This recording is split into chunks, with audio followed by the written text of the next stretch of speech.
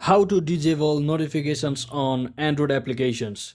So hello guys, welcome back to my YouTube channel. In this video I'll be showing you how you can easily disable the applications notifications on your Android device. So let me say I don't want the red note application to send me notifications. So what you can do is simply click on the I button by long pressing on the icon of the application, just like this.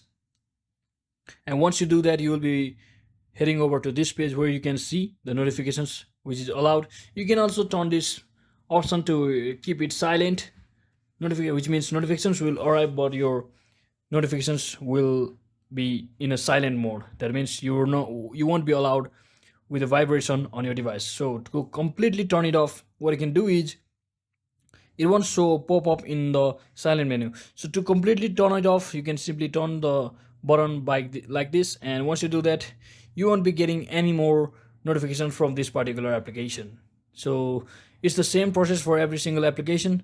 You can also do this by going over to the settings from your mobile device. So hope this video was helpful. If it was, don't forget to like and subscribe to the channel. See you on the next one.